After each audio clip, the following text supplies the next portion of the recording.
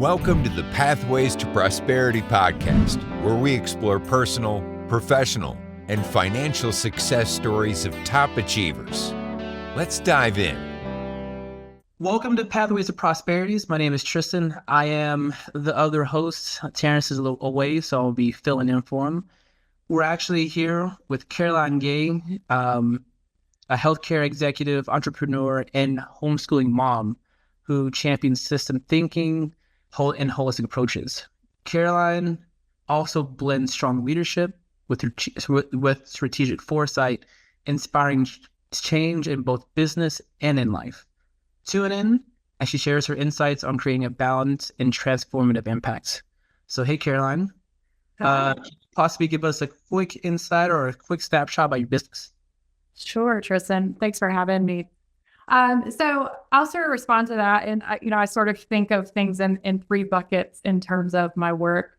The first would be my career. So I spent over a decade in healthcare executive leadership at a large health system in Lakeland, Florida, and really honed my leadership skills through that experience. Now I work for a value-based care enablement company called Lamiris, and I work in their strategy division, and just really get a lot of fulfillment from leadership and building processes, setting strategy, and executing in that career bucket. I feel like I've had a lot of success. I've really kind of met the goals that I wanted to reach on the corporate side, and now just really look at it as like a fun, like every day I get to get in the game and play. And so I found a lot of fulfillment, but also a lot of contentment in my career side.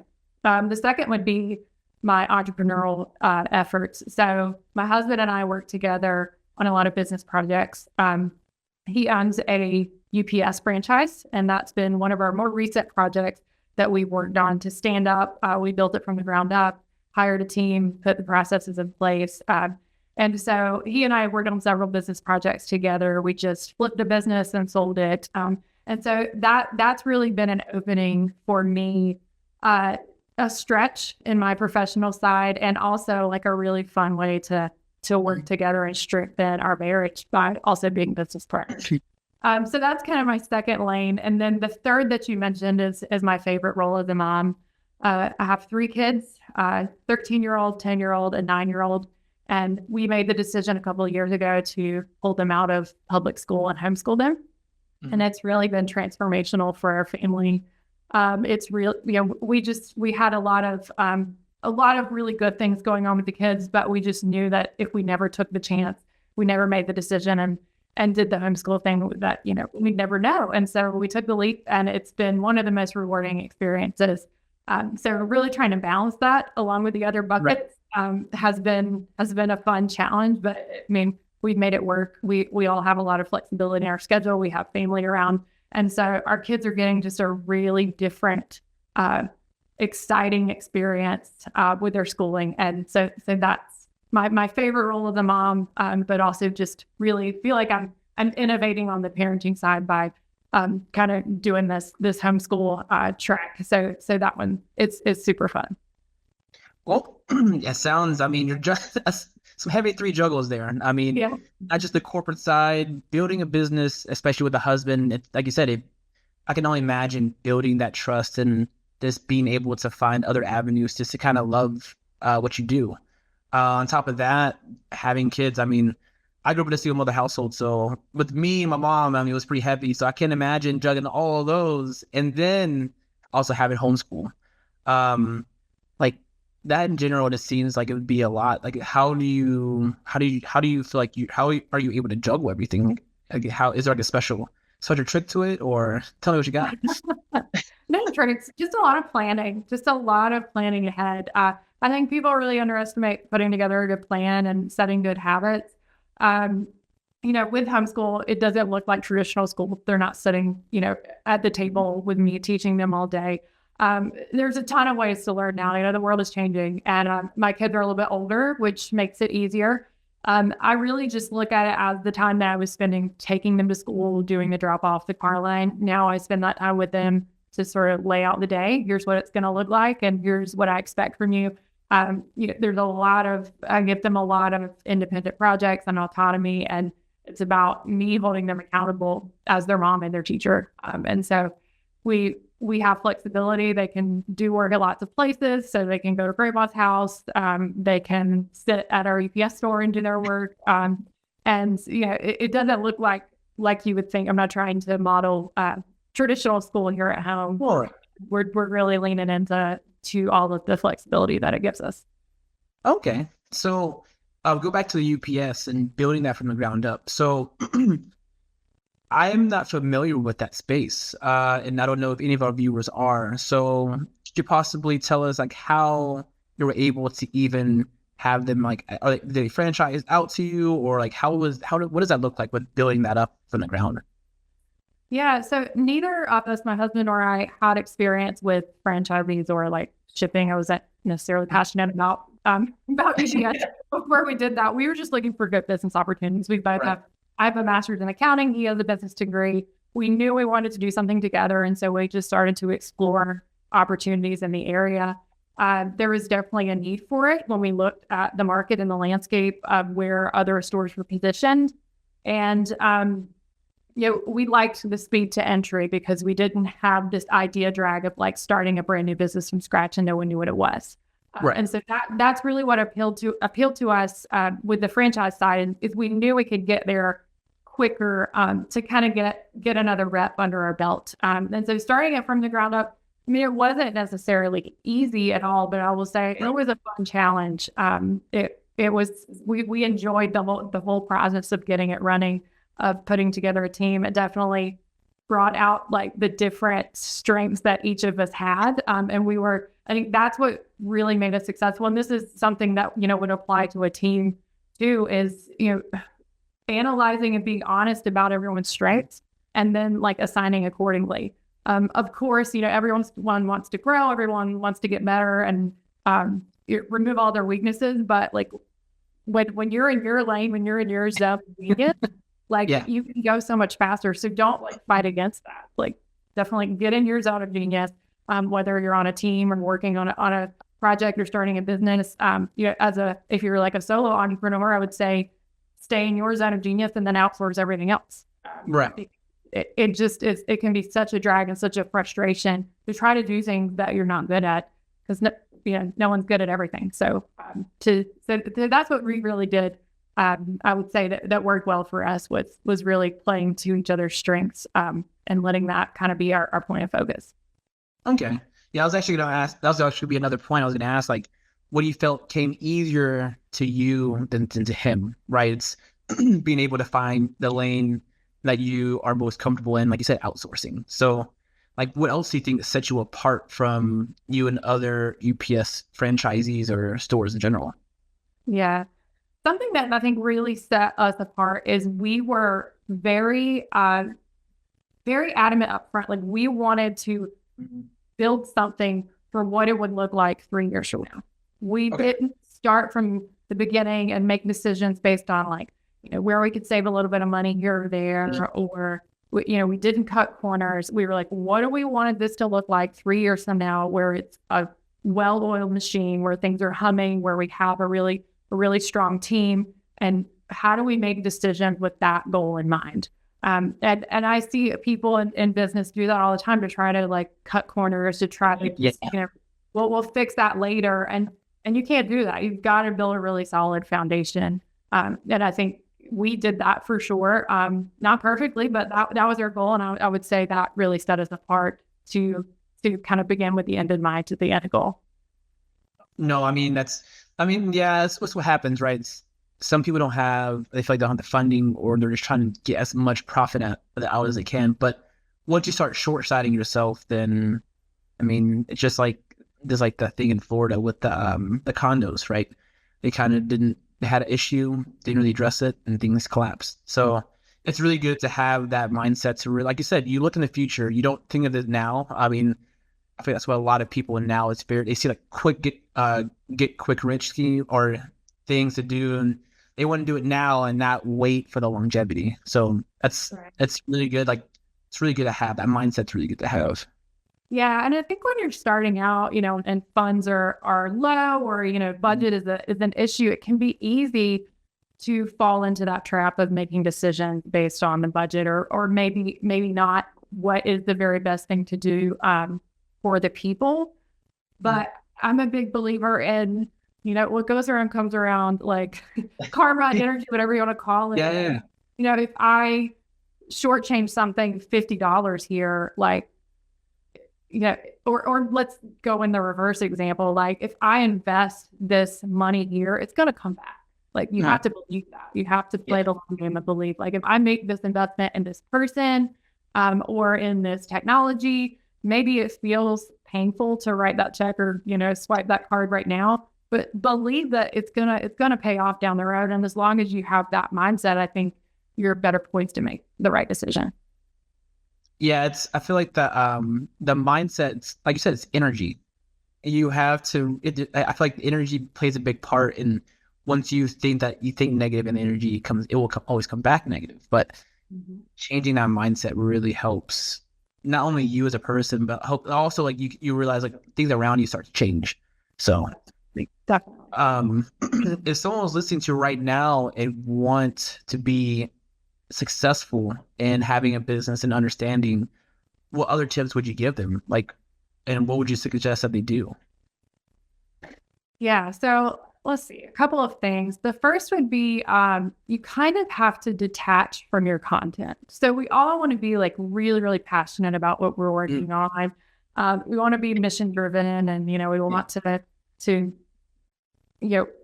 work all of our hours like as if we weren't getting paid. But I think what has helped me is to really detach from the subject matter and focus on really honing my skills and my behaviors and my habits.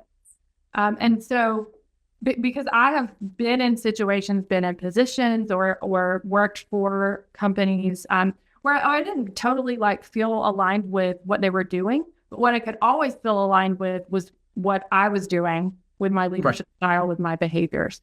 And so I think advice to some people who may still be in a job but want to go the entrepreneurial route, even in your job, you're preparing for whatever that next step is. And so just look at it that way, and maybe don't be so attached to the subject matter, because it also helps you make better decisions. If you're so in love with your business, you're not always making maybe the best decisions that you can. And so that detachment, it can be really healthy, even though that sounds like a negative term. I think it can be healthy. The second piece of advice that I would give is to really master the basics. What I see in both the corporate world and in the business ownership side is there are basics like management. We have so many, management books now, information on how to be a manager and how to be a leader. And I think they're two different things that build off each other, being a manager and being a leader. But basic management skills are so important to master. And then there's advanced management, advanced leadership. And a lot of people want to bypass and just get to the advanced level. Right. So I'll give you an example. I was recently helping someone through an interview process, kind of coaching them. And she was debriefing me after the interview, and she said, she asked the question, what's a typical day look like in this job?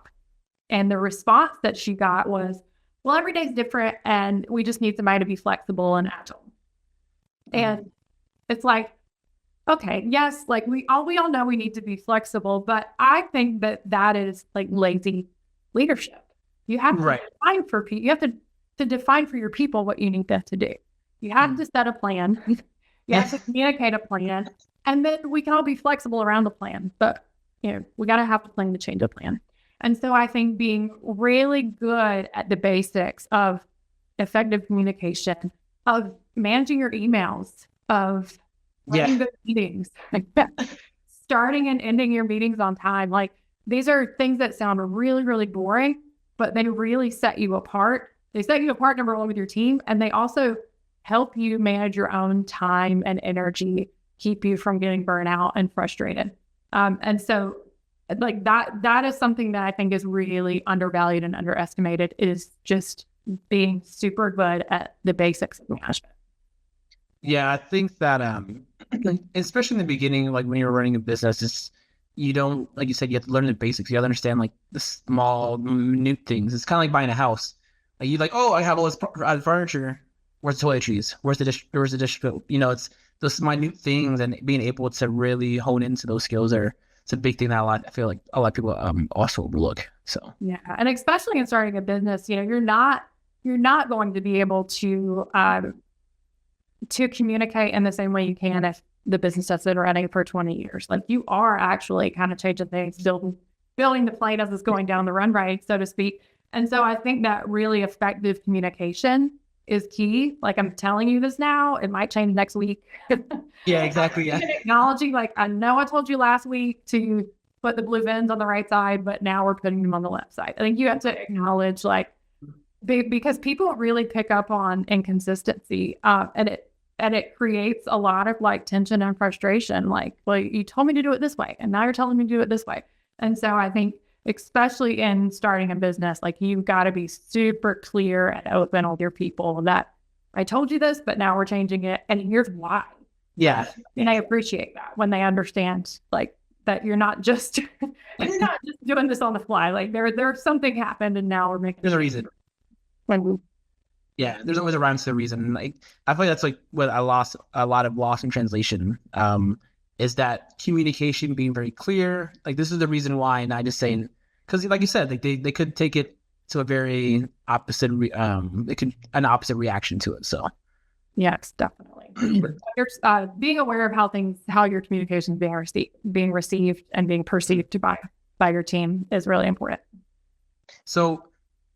Communication sounds like you've been holding a lot of your skills down. So what has been one of the biggest challenges for you in overcoming with the business from DPS?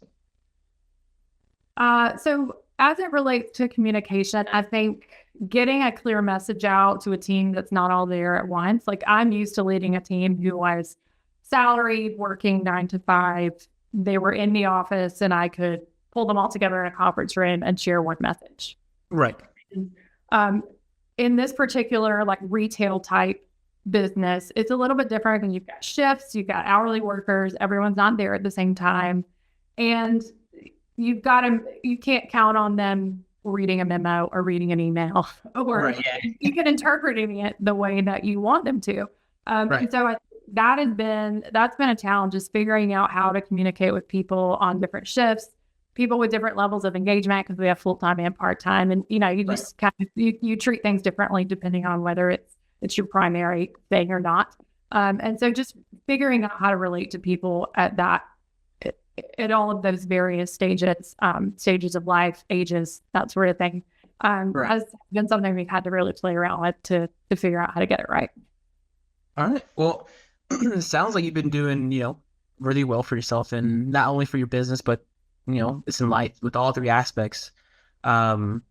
With a lot of things going on, it's really hard to really juggle, especially with all the information that comes in our face and a lot of things are happening, just all at once. I feel like everything's been supercharged in the past, but I feel like this has gotten crazy. It's like, there's a lot of things are in our face, but, since a lot of people are looking towards the future and are trying to create passive income or trying to enhance their active income, like what would you suggest that they do? Well, obviously diversification is like the number one piece of advice here, I feel like.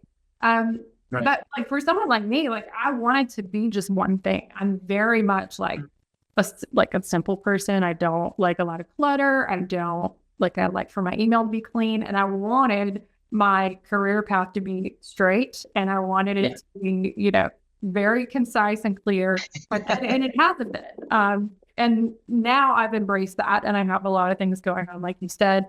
But I think you have to say no to a lot of stuff, and that's hard. That's hard when you're looking for the opportunity, when you're trying to find your way. You've got to be very discerning, because things are going to come through that are the right opportunity, and a lot of things are going to come through that are just a distraction. And I think minimizing your distractions is the biggest thing. You can't chase every squirrel.